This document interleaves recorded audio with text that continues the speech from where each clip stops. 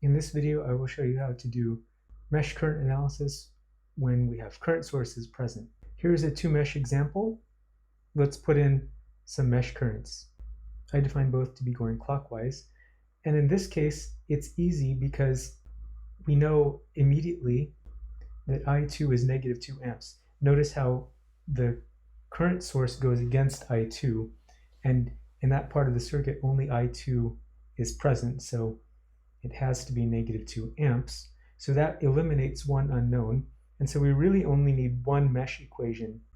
So following I1, we have a negative 4 volt drop.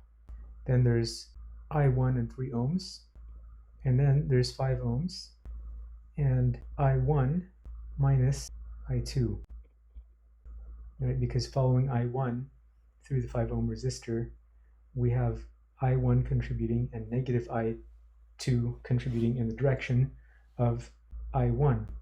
So recognizing that this is negative 2 and equating everything to 0, we have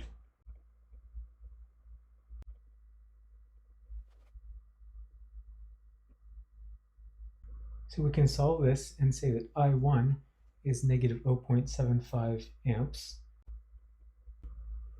which is to say that 3/4 of an amp goes this way. That means then, knowing that this is I1 minus negative I2,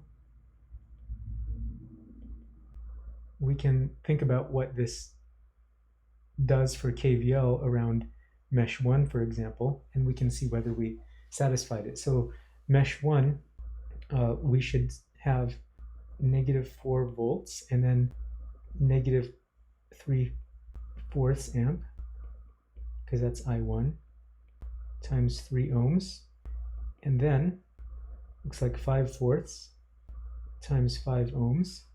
That 5/4 again is the I1 minus I2, and all of this should equal 0 for a KVL loop around mesh 1. So 25/4,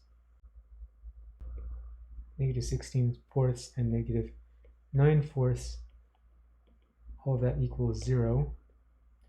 And so we should be happy that we've solved for I1. We know what's going on in this circuit.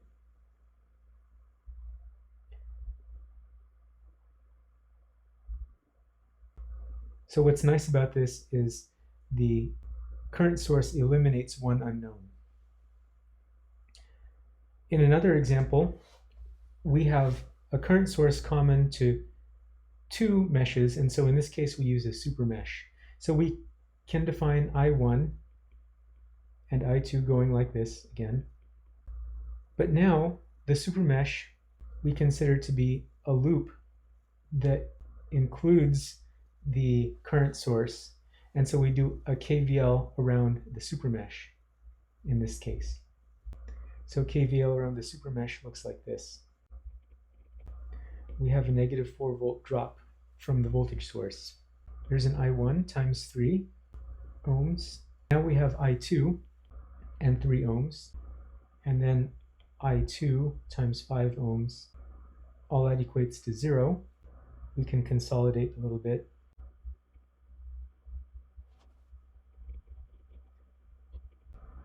So here's our simplified supermesh KVL. Well, we have two equations and one unknown.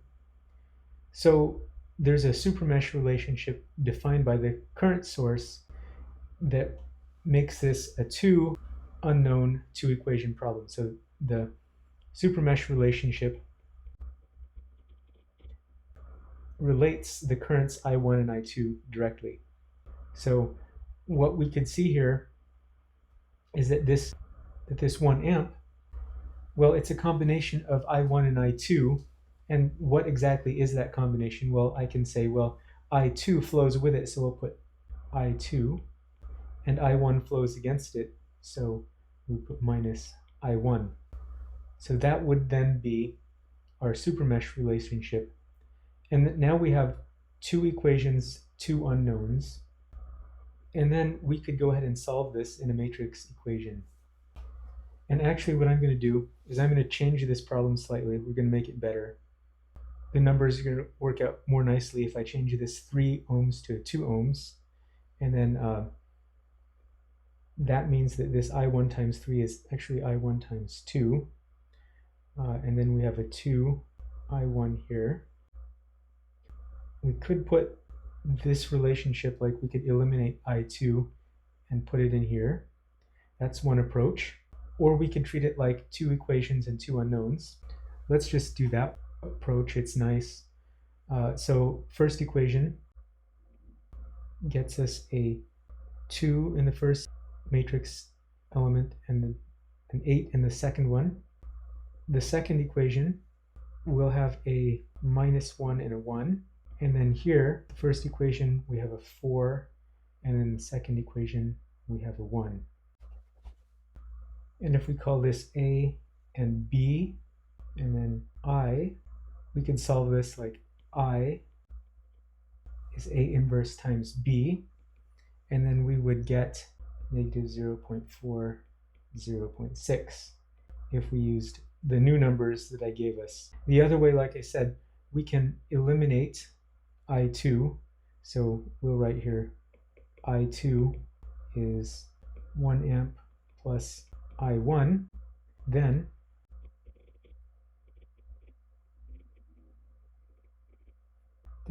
we get this equation, which comes from these two. Then we solve for this. We get this that agrees with the solution above.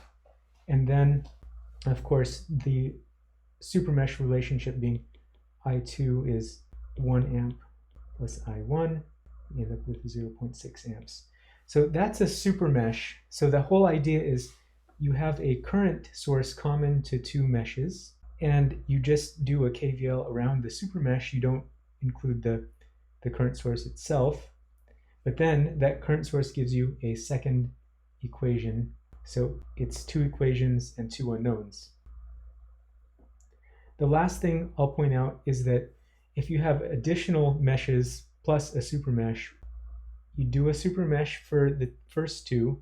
So you could say I1, I2, and then you'd make a third mesh, and you'd have to solve this consistently as a set of 3 equations and 3 unknowns, right? So you'd have a supermesh equation along with the supermesh relationship. That's enough to specify 2 equations. And then you have I3, the mesh for I3. And just to point out how that would work, this would be 3 equations, 3 unknowns. And the current here, like if you wanted to follow that direction, well, that would be the current I3 minus I2, because you notice that resistor R3 is common to meshes 2 and 3 only, so I3 flows with this current arrow that I drew. So you say, well, that's equal to I3. I2 opposes it, so minus I2, and that's how you would use that resistor in the middle there. So I hope that gives you an idea of how to set up supermesh problems.